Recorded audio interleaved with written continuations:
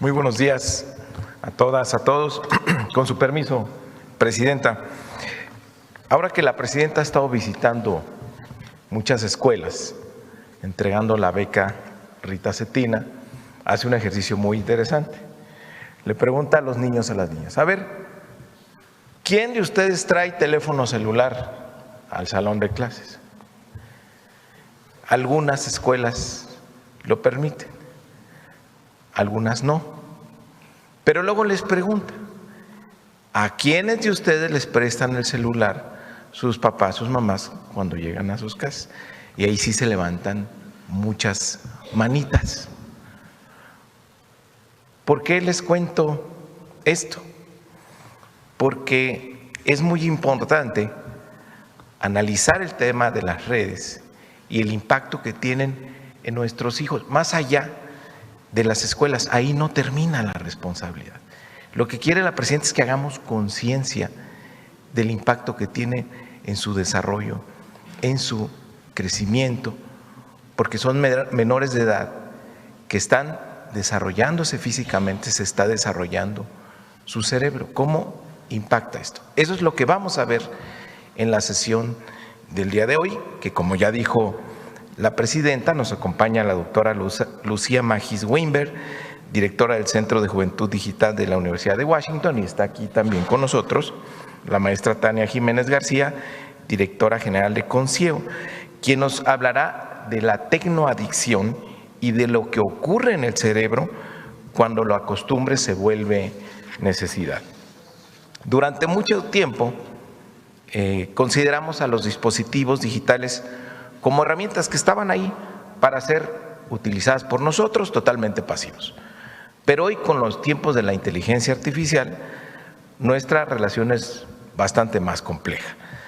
Mientras aprendemos a utilizarlos, los dispositivos aprenden de nosotros e intervienen en nuestros hábitos, capturan nuestra atención, modifican nuestras rutinas, conductas y comienzan a ocupar espacios que destinábamos a otras actividades. Cuando las niñas, los niños y los adolescentes, con ellos la reflexión todavía es más profunda, adquiere otra dimensión, porque no estamos hablando únicamente de hábitos que cambian, sino de hábitos que se forman mientras se está formando el cerebro, y esto será determinante para toda su vida. Por ejemplo, está comprobado que los adolescentes que checan las redes sociales son más sensibles, son más reactivos a la aprobación de los demás, de sus pares, y a veces pues están más atentos que a su propio veredicto. Porque cuando ponemos una tecnología en las manos de un adolescente, esa tecnología entra también en una etapa decisiva de su desarrollo.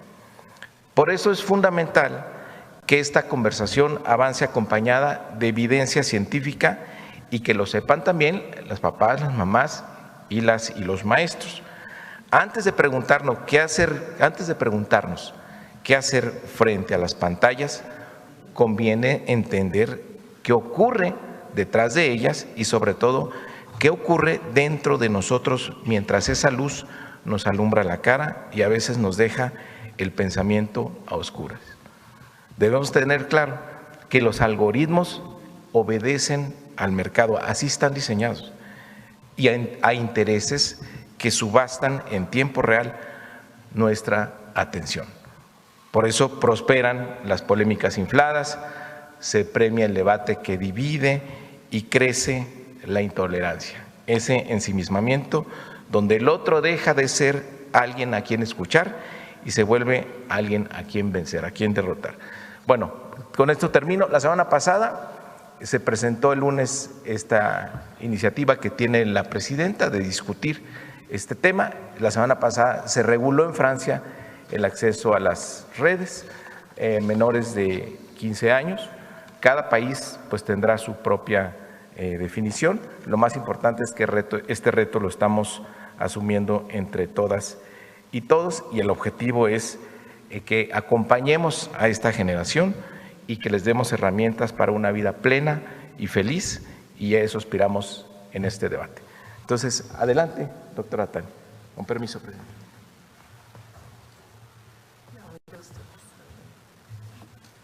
Buenos días, Presidenta. Buenos días a todas y a todos. Para continuar con este importante diálogo, a mí me corresponde hablar un poco del uso problemático de la tecnología, que es el término que se utiliza, y entender las implicaciones que esto tiene y lo que pasa en el cerebro. Porque cuando hablamos de un uso problemático ya de tecnología o, por ejemplo, un consumo de sustancias, hay un proceso en el cerebro relacionado con la dopamina, que tal vez la han escuchado hablar. La dopamina es este neurotransmisor que nos hace sentir bien, que nos genera placer. La siguiente, por favor, aquí está. Como ven en el punto número 1, esta dopamina la liberamos. Se podría decir que esa es la cantidad de dopamina que liberamos cuando realizamos diferentes actividades cotidianas como hacer ejercicio, terminar una tarea, lograr algo. Y como vemos aquí, que es una imagen nada más para ilustrar el proceso, podemos ver cómo hay estos receptores que reciben la dopamina, que son estos círculos naranjas, y que cuando sucede eso es cuando nos sentimos bien. Y por eso el cerebro recuerda eso que nos hizo sentir bien y nos va a pedir repetirlo. Ahora, ¿qué pasa en este número 2? Esa es la cantidad de dopamina que liberamos cuando vemos redes sociales, cuando estamos jugando videojuegos, cuando consumimos una sustancia, cuando apostamos.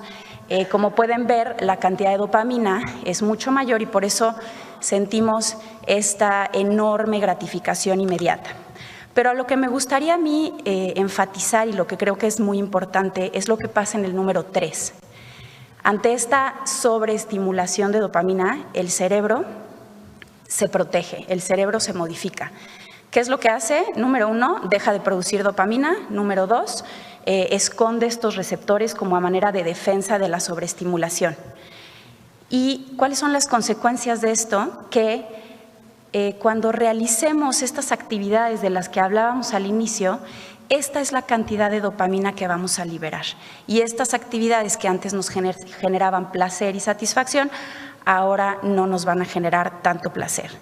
Creo que es sumamente importante conocer esto al trabajar este tema, porque no solamente se trata de que un niño sea apático, sino que ya su cerebro puede funcionar de manera distinta.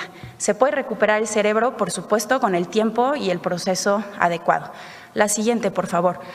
Ahora, no solamente la cantidad de dopamina se ve alterada, sino otros procesos en el cerebro, como por ejemplo la corteza prefrontal, que es esta área importantísima encargada de la atención, la concentración, el control de impulsos, el manejo de emociones, la toma de decisiones, y es un área que es la última en desarrollar. El cerebro se desarrolla de atrás para adelante.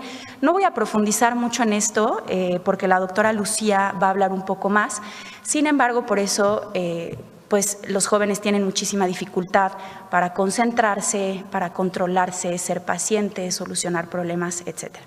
La siguiente, por favor. Ahora hablemos qué comparten todas las adicciones. También hablando de este uso problemático de la tecnología. Número 1, la pérdida de control. Decimos que vamos a estar 5 minutos en el celular y ya llevamos 2 horas. Número 2, este deseo intenso, este impulso por volverlo a hacer. Número 3, seguir utilizándolo aunque nos genere consecuencias negativas como conflictos familiares, bajo rendimiento escolar, problemas laborales, temas de salud, etcétera. Número 4, tolerancia, el necesitar cada vez más para sentir los mismos efectos. En el tema de la tecnología se puede ver un poco más sutil que en el tema, por ejemplo, de consumo de sustancias, pero de igual manera podemos ver que antes podíamos estar en redes sociales media hora y ahora necesitamos más tiempo. Y la parte de la abstinencia, que es este malestar que nos genera cuando no la utilizamos, cuando no la consumimos, y que en el tema de la tecnología se puede ver como irritabilidad, ansiedad, enojo al intentar establecer límites. La siguiente, por favor. Ahora, ¿cuál es la buena noticia? La neuroplasticidad, que es esta capacidad del cerebro para adaptarse, modificarse. ¿Y qué es lo que podemos hacer? Aquí la Clínica Ristar, que es un centro especializado en el tema de tecnología aquí en la Ciudad de México, ¿qué es lo que recomienda? Dice que de 0 a 6 años el cerebro tarda de un día a una semana en reorganizarse. ¿Qué es lo que podemos hacer? Obviamente hablando de un uso por entretenimiento, no estamos hablando aquí de un uso para fines educativos, ¿no? ¿Qué es lo que hay que hacer? Quitar el dispositivo y obviamente enseñar otro tipo de entretenimiento, ofrecer entretenimiento saludable. Lo importante es con qué vamos a reemplazar todas esas horas de uso. De 6 a 12 años, exactamente lo mismo, pero el cerebro tarda en reorganizarse aproximadamente un mes. Y después de los 13 años, no quitamos el dispositivo, hay una disminución gradual y si se necesita un acompañamiento terapéutico, porque han habido casos que presentan conductas de riesgo, como por ejemplo autolesión al quitar estos dispositivos. Es importante mencionar cuando hablamos de estos términos como uso problemático o como adicción, que solamente un especialista puede diagnosticarte eso y no por tener un síntoma ya vas a tener ese diagnóstico, ¿no? La siguiente, por favor. Aquí vemos una campaña que dice algunas soluciones se convierten en problemas. Sabemos que el dar un dispositivo a nuestros hijos es una manera de solucionar o de hacer más fácil nuestras rutinas. Sin embargo, estamos viendo que estos problemas pues, van más allá de lo que nos habíamos imaginado y por eso pues, la importancia de encontrar otro tipo de soluciones en familia, con redes de apoyo, en comunidad, con las escuelas, con el gobierno, etcétera, para poder encontrar una manera distinta. La siguiente, por favor. Aquí pueden ver que las nuevas generaciones perderán 20 años de su vida en redes sociales, haciendo el cálculo de el tiempo que ocupan en ellas. Estas son campañas que estamos desarrollando entre Concieo, que es esta organización que se dedica a la prevención de adicciones, y JIC, que es una empresa global de marketing, para hacer un llamado a la acción. Presidenta, ponemos esta propuesta en consideración para desarrollarlas y seguir aportando a estos esfuerzos de información y concientización. Muchísimas gracias. Buen día.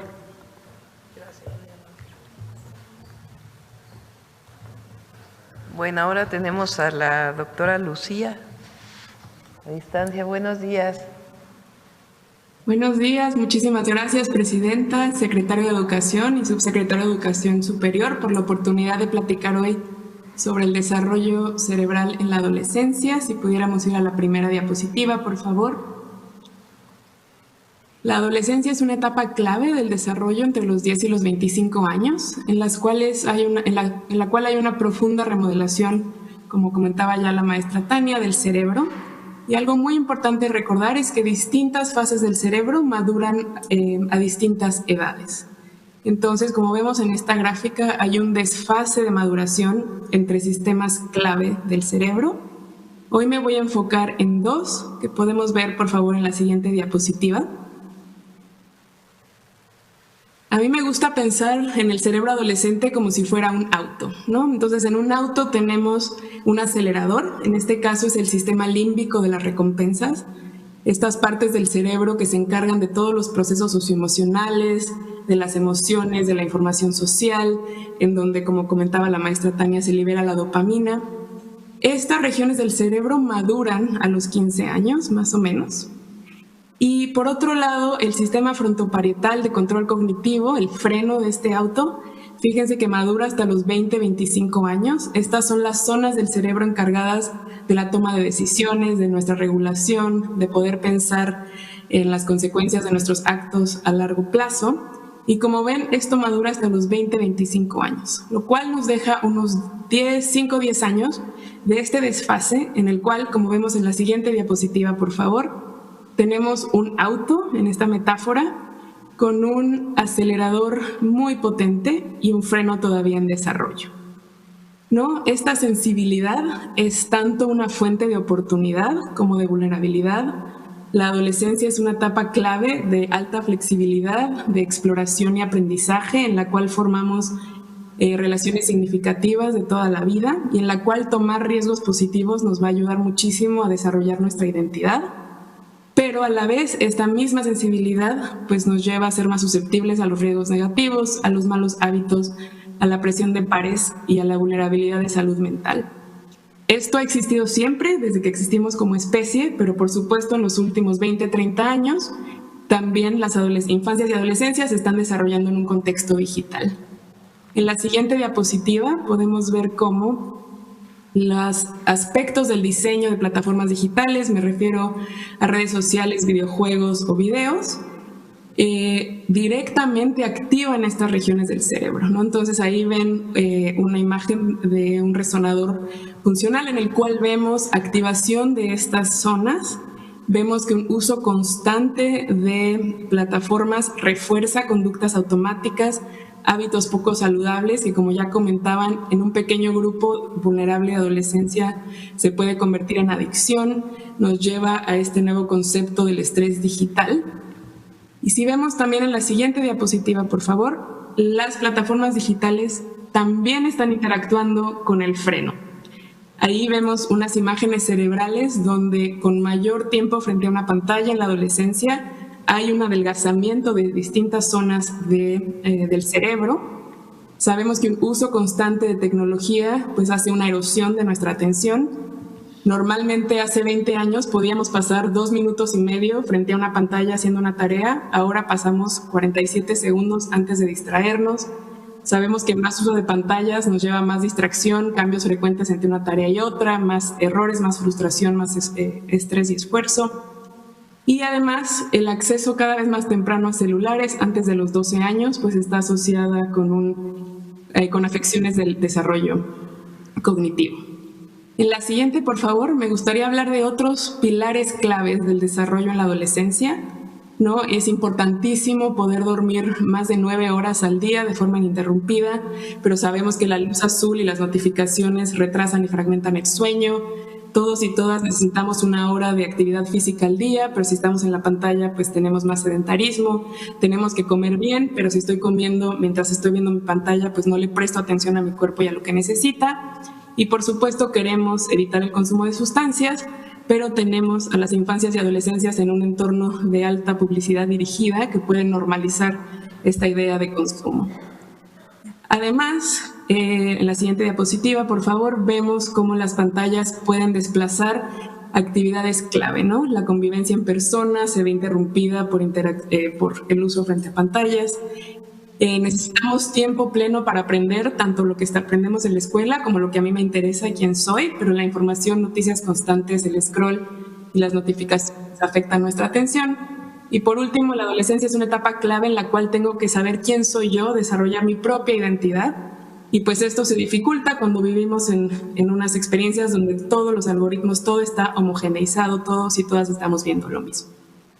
Entonces, con esto quisiera cerrar con la siguiente diapositiva, presentar algunas recomendaciones.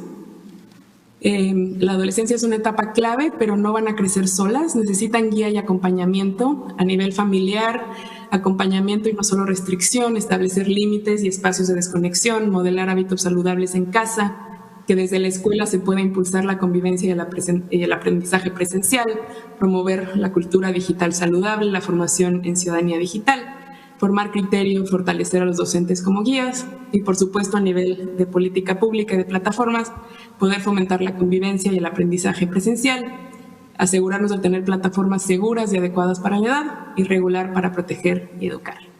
Muchísimas gracias por su atención. Muchas gracias. Bueno, como ven, de dos expertas en estos temas, hablan pues de los impactos cerebrales del uso excesivo de las redes sociales, de la plataforma, de los celulares, y por eso la preocupación y la ocupación del gobierno y de la sociedad. Por eso estamos llamando a madres y padres de familia a tener esta información. Nosotros estamos consolidando esta información de tal manera que esté disponible para madres y padres de familia y que entre todas y todos tomemos una serie de decisiones para proteger a niñas, niños y adolescentes en esta etapa formativa de su vida, en donde el uso excesivo de las redes sociales, del teléfono celular, pues puede tener implicaciones para el resto de su vida. Y si son todos los niños y todos los adolescentes, pues son implicaciones en general para el desarrollo del país. Entonces, por eso la importancia de esta discusión. Bueno, vamos a las preguntas. Sobre este tema, ¿alguien tiene preguntas sobre este tema? A ver, aquí el compañero. ¿Qué tal? Buenos días, Presidenta. Buenos días. Rodrigo Muñoz, de NX Noticias. Ya lo mencionaba el secretario, Francia ya se unió a este grupo de países que elimina el acceso, bueno, el uso de redes, de dispositivos celulares en niños. Aquí en nuestro país son 16 estados los que están regulando el uso de Internet, me parece, o de redes sociales en las escuelas. El uso de los celulares. De los celulares en las escuelas. Ajá. Después de estos foros que están planteando para consultarlo abiertamente con la ciudadanía, imaginemos, ojalá y no, pero imaginemos que los padres se mostraran renuentes a estas restricciones. Aún así, ¿el gobierno impulsaría alguna política para, dentro de las escuelas públicas, regular el uso de dispositivos, a pesar de encontrar alguna renuencia por parte de los padres? Hicimos una encuesta, a ver si te la pasan por ahí, o vimos una encuesta, no sé si la hicimos nosotros o la vi yo en las empresas pues que hacen encuestas. Cerca del 60 y tantos por ciento, casi 70% de madres y padres de familia están de acuerdo en que se regule el uso de celulares en la escuela. Hay una preocupación de madres y padres de familia en este sentido. Y lo que queremos es que sea algo de consenso. Habrá quien no está de acuerdo, evidentemente, pero tenemos que hacer concientización, porque si solo prohíbes, pues a lo mejor prohíbes que en las escuelas se use el celular. Después llegas a la casa y puedes estar con tu hijo o hija 5 o 6 horas con el celular en la mano, sin desarrollar actividades sociales o de otro tipo que permitan el desarrollo de la infancia, de la adolescencia. Mientras que si las mamás y los papás se hacen conscientes, y los niños y los adolescentes también, pues entonces es algo colectivo, en donde entre todos nos cuidamos. Ese es el objetivo. Perfecto. Presidenta, si me permite ahora pasar a otro tema sobre su gira de trabajo. Tengo dos preguntitas muy rápidas. La primera, al parecer es algo, bueno, al menos desde mi punto de vista, innovador lo que presentó el día de ayer los pozos para Acapulco. Esto a consecuencia del paro que tiene la presa La Parota, la cancelación, mejor dicho. Si nos pudiera hablar un poquito más al respecto de ello. Y pasando a la gira que tuvo en Morelos, nosotros algunos no vamos a todas las giras, pero las seguimos vía remota. Y bueno, en este evento de entrega de vivienda en Morelos, pues como ocurre usualmente en las entregas de viviendas, pues ahí hubo un caso, por ejemplo, de una señora, me parece de nombre Areli, que pues rompe en llanto y se siente muy afortunada de tener esta casa. Usted mencionaba que son programas sociales pues muy importantes para su gobierno. Si me pudiera hablar de ese programa especial de Morelos y los pozos en Acapulco, por favor. Acapulco recibe agua principalmente de pozos que están junto al río Papagayo.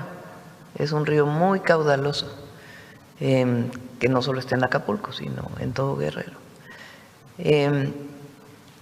Con los 2 huracanes, Otis y John, y en su momento el huracán Paulina, estos pozos se anegaron, se asolvaron completamente y se descompusieron. Las bombas dejaron de operar. Son pozos muy potentes. Entonces, el objetivo después del huracán John, dijimos, no podemos volverlos a arreglar y ponerlos en la misma circunstancia, porque toquen madera, si viene otro fenómeno natural, pues se van a echar a perder nuevamente.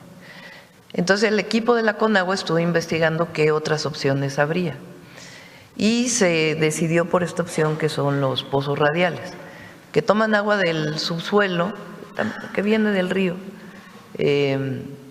la filtran, y después las bombas para llevarlo a los distintos lugares de Acapulco están a una altura más o menos de 9 a 11 metros. Es decir, son torres muy altas donde el bombeo viene arriba. Tiene que venir un bombeo sumergible, es decir, bombas que puedan operar con agua o dentro de, sumergidas en agua, y otras bombas que estén en la parte alta. Entonces están haciendo 2 pozos de este tipo, radiales. Es una inversión muy, muy importante. Y el objetivo es que mantengan el agua para Acapulco y que aunque venga una situación de fenómeno natural como un huracán, pues de todas maneras permanezcan funcionando. Ese es el objetivo. Al mismo tiempo se van a hacer varios tanques en distintos lugares en la parte alta. Acapulco pues tiene la zona costera, que es principalmente la zona turística, y luego la gente en Acapulco vive principalmente en la montaña. Todas las colonias que se desarrollaron ahí, esas colonias pues tienen agua por tandeo. El objetivo es construir tanques para que pueda bajar agua por gravedad una vez que se bombea, para que tenga suficiente presión y rehacer prácticamente toda la tubería de agua potable. Al mismo tiempo se están haciendo plantas de tratamiento. Acapulco tenía 24 plantas de tratamiento. En este momento funcionan algunas, pero también se echaron a perder con los huracanes. Entonces el objetivo es solamente dejar 9 plantas de tratamiento que estén operando adecuadamente y que también tengan la protección necesaria para que no pues se afecten con fenómenos naturales y al mismo tiempo se desasolvan todos los ríos. Se está haciendo un muro, por ejemplo, en la colonia Renacimiento para que el agua no desborde, del Canal del Muerto se llama ahí ese canal. Entonces es obra muy importante. En la parte baja también se está haciendo rehabilitación de redes de agua potable, se está construyendo una planta de separación de basura, pues que va a sanear ambientalmente Acapulco. Entonces son obras muy importantes. Quienes viven ahí de la zona rural de Acapulco, pues viven en condiciones muy precarias. Tienen, la carretera está en mal estado, sus redes de agua potable son mangueras que ellos mismos han estado poniendo a lo largo del tiempo. Entonces a toda esa zona se le va a dar agua potable con buenas redes y también se va a rehabilitar todo el camino, pues también para mejorar la calidad de vida de la zona rural de Acapulco. Entonces, ese es Acapulco, es un trabajo muy importante. En el caso de Morelos, la verdad son muy emotivos los eventos de entrega de vivienda. Son 3 proyectos de vivienda principalmente. Uno es la regularización de predios. Ahí donde se pueden regularizar, que ambientalmente no tiene problema, que ya llevan muchos años viviendo ahí, que no tienen problemas de protección civil, estamos regularizando predios. El objetivo es regularizar 1 millón, entregarle escritoras a 1 millón de familias. La segunda tiene que ver con esta reestructuración de créditos antiguos del Infonavit y del Fobiste. Es increíble, de verdad,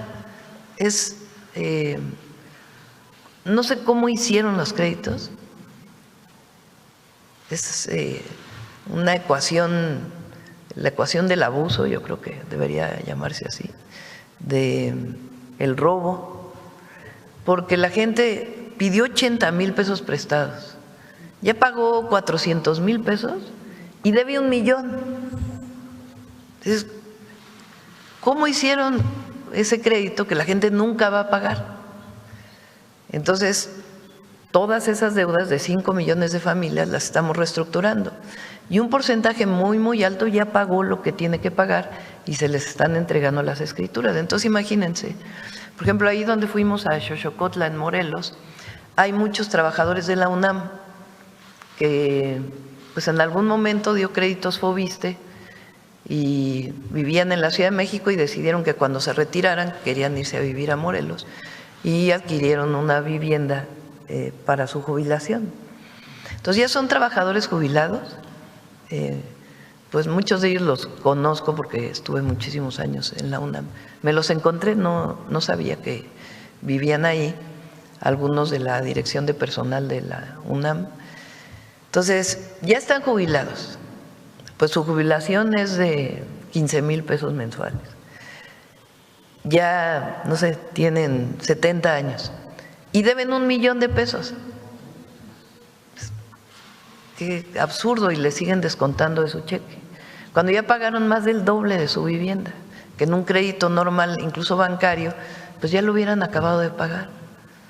Entonces esa gente que de pronto vean que ya no tienen esa deuda, pues es un alivio enorme, y además la posibilidad de que tengan una mejor calidad de vida, porque su ingreso de la pensión pues va a alcanzar para más.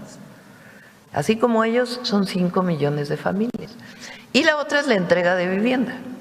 Entonces, por ejemplo, una mujer comerciante de este municipio de Morelos, madre soltera que vive con su mamá, y estaban viviendo en un cuartito, que es el mismo lugar donde tienen su comercio, similar al del Pato Merlín, a la familia del Pato Merlín. Viven en el lugar donde hacen su comercio, prácticamente en vía pública. Y ahora pues tienen la posibilidad de tener una vivienda de 2 recámaras, sala, comedor, cocina, y además quedaron muy bonitas las viviendas de Xochocotla porque son de un piso y en la azotea quedó como un jardincito, pues, donde pueden tomar el sol y tener un sitio adicional. Entonces, pues imagínense, es un cambio completo en su vida. Y ahí son 1.800.000 familias, para las que ganen de 2 salarios mínimos y menos. Y para las que ganen más de 2 salarios mínimos, tienen todavía derecho al crédito del Infonavit o del Fobiste. Entonces, la verdad es que sí estamos cambiando la vida de por lo menos 9 millones de familias, que es algo pues hermosísimo. Presidenta, último tema. México, a menos de una semana de que se cumpla estos primeros 7 días de los Juegos Centroamericanos, primer lugar en el medallero de los centroamericanos de los Juegos del Caribe, 16 medallas de oro, y Isaac del Toro, tercer lugar del Tour de France. Sí, no sé si hiciste video de los… A ver, ponlo. No lo he visto ya, apenas.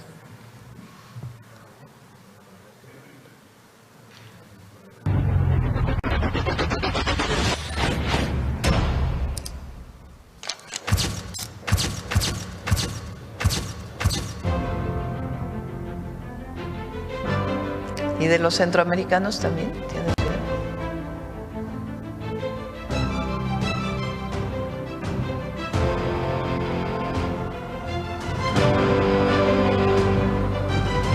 Jonas los ve pasar nada más. Viene Isaac del Toro. México lindo y querido. Me levanto porque México celebra. Porque será para Latinoamérica este segundo lugar. ¡Qué solvente, qué sobrado, qué fuerte, qué grande!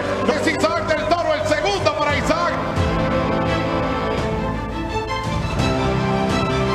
22 años tiene Isaac. Mejor ciclista joven, ¿no?, del mundo. México, me levanto. Y tercer lugar en el Tour de Francia. El campeón joven del Tour de Francia. Conocer el valor de sus compañeros. Aquí está un gladiador mexicano. Con ustedes, Isaac del Toro con los cuernos arriba y la embestida, campeón joven del Tour de Francia.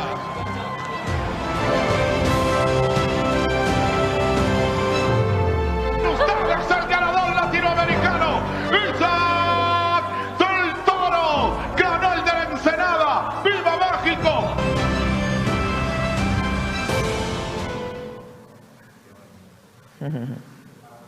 ¿Y de los centroamericanos tienes? A ver. ¿Cuántas medallas llevamos?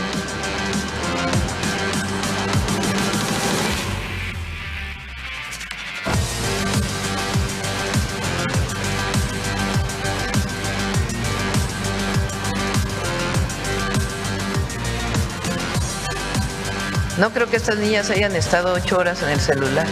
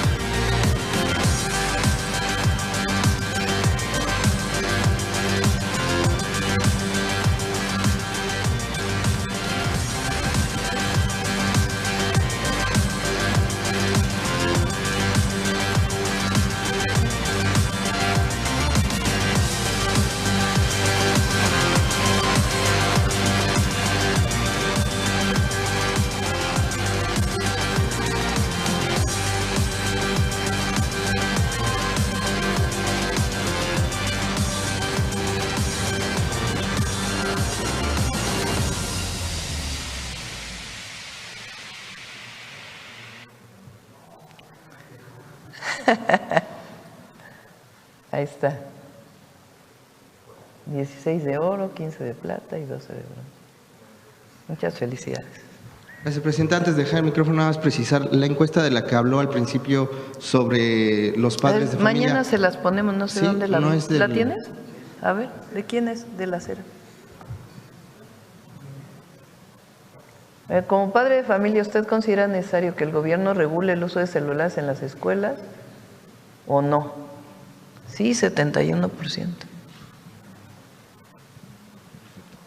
Gracias, presidenta. Buenos días. Adelante. Vamos de este lado a ver el financiero. Gracias, doctora. Buenos días. Eduardo Ortega, del Financiero.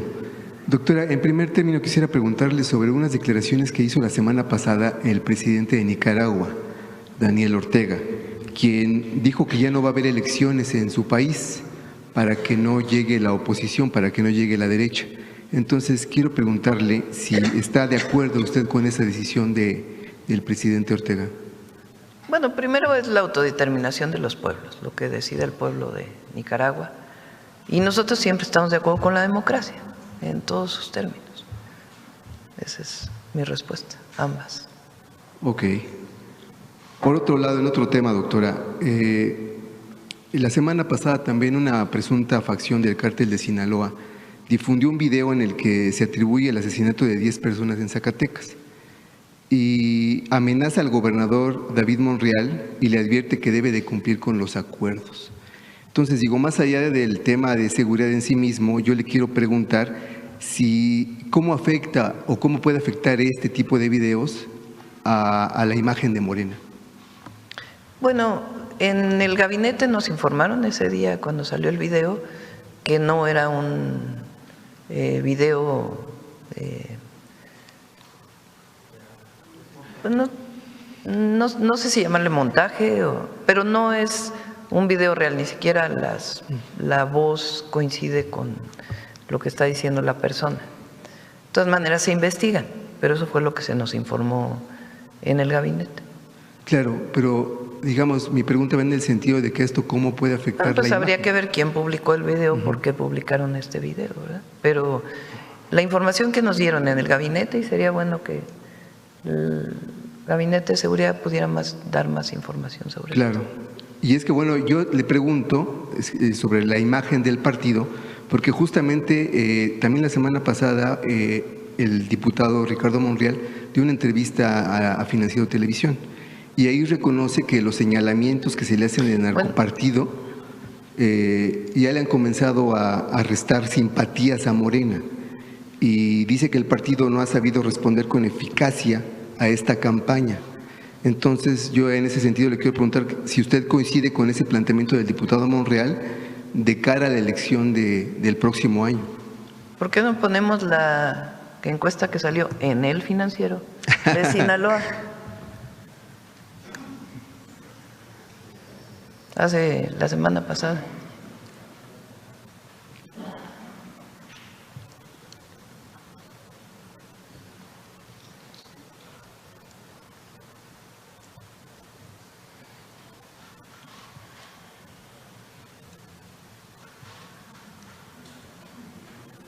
Miércoles o martes, no sé qué día salió.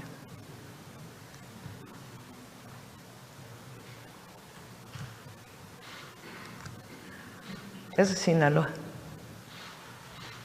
Ya, te contesté la pregunta. Sí, pero no sé si usted esté de acuerdo con lo que Fuente, dice. el Financiero. Con lo que dice pero bueno, finalmente, ahora sí que no lo digo yo, doctora, lo dice el diputado Monreal. Por eso, Entonces, pero yo le quiero a ver, preguntar sobre... una cosa es esta... nosotros, antes que nada, nosotros no solapamos a nadie, no cubrimos a nadie, porque eso es lo que se ha estado diciendo recientemente.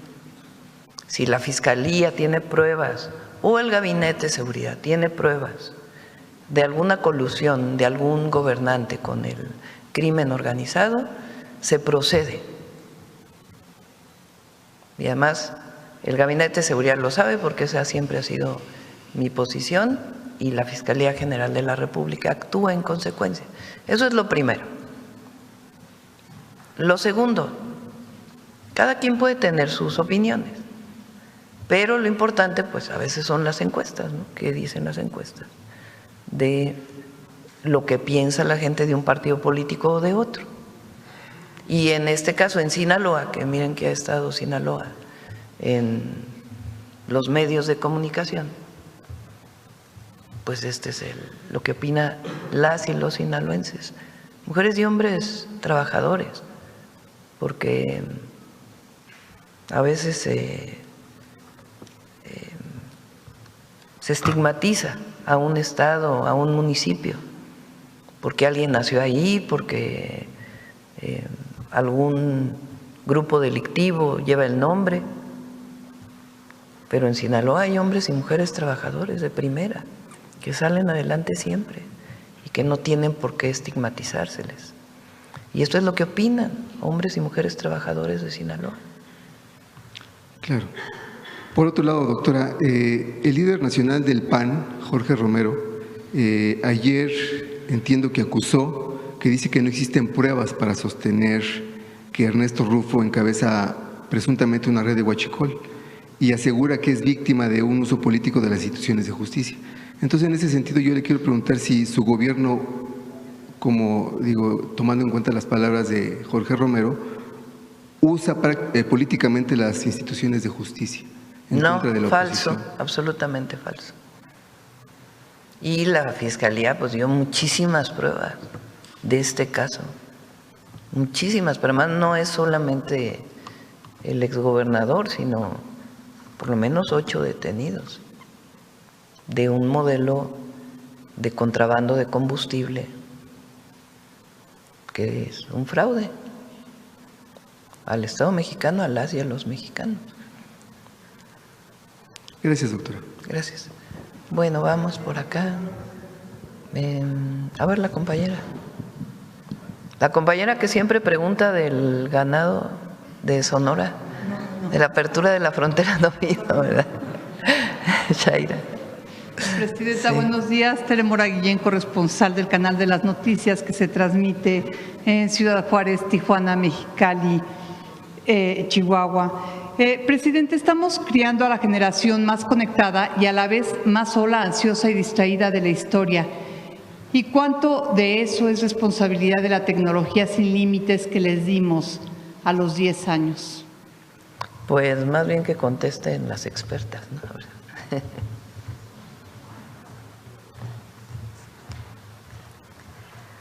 Pues en realidad cuando también hablamos de adicciones es algo multifactorial, no podemos hablar de que es solamente un factor en específico, pero sí desde el 2010, de hecho Jonathan Haidt, que en su libro La generación ansiosa menciona este gran impacto de la tecnología en la salud mental de los jóvenes, sí es un factor importante, pero no podemos decir que es el único.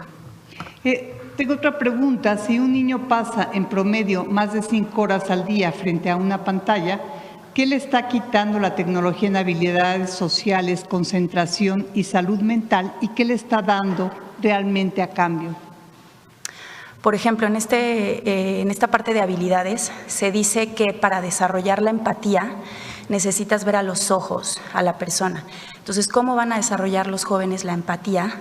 A través de una pantalla y una conversación en donde no puedes ver a la persona.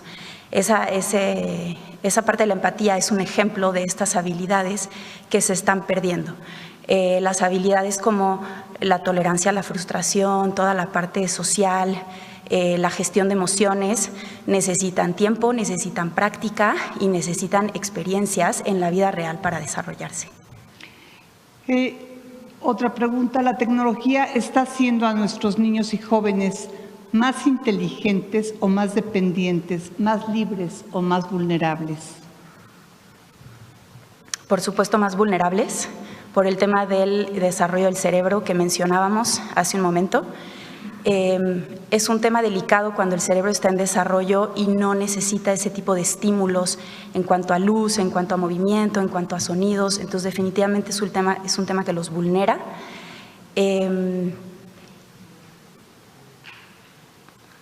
Y bueno, eso. Muy bien, muchas gracias. Presidente, gracias. Y por último, le preguntaría… si quiere comentar algo también la compañera que está conectada. Lucía, la doctora Lucía. Sí, pues muchas gracias, totalmente de acuerdo. Debemos preguntarnos qué es lo que está desplazando el tiempo frente a pantallas. No es tanto cuánto tiempo se está pasando en la pantalla, sino el contenido, lo que se está haciendo en esta pantalla. La tecnología tiene cosas muy positivas, por ejemplo, nos está permitiendo tener esta conexión a la distancia. La tecnología nos da una fuente muy importante de acceso a la información de forma muy práctica e inmediata. Entonces, las plataformas digitales usadas con acompañamiento, con guía y de forma responsable sí pueden contribuir al aprendizaje y al desarrollo de intereses, pero por supuesto, como comentábamos, necesitamos todo este acompañamiento y pensar si estoy en la pantalla, qué es lo que no estoy haciendo. Y como decíamos, las pantallas están desplazando el sueño, están desplazando la actividad física y el tiempo concentrado en el salón de clases y el tiempo de convivencia en persona. Entonces va a ser multifactorial. Como comentábamos, entonces las pantallas son una de las tantas aspectos del desarrollo de infancias y adolescencias que hay que atender, sin olvidar, por supuesto, la familia, la escuela, la actividad física, la salud, ¿no? Entonces es solo uno de los aspectos de la vida de niños, niñas y adolescentes. Gracias, Lucía. Muchas gracias. Y por último, Presidenta, ¿me podría dar su punto de vista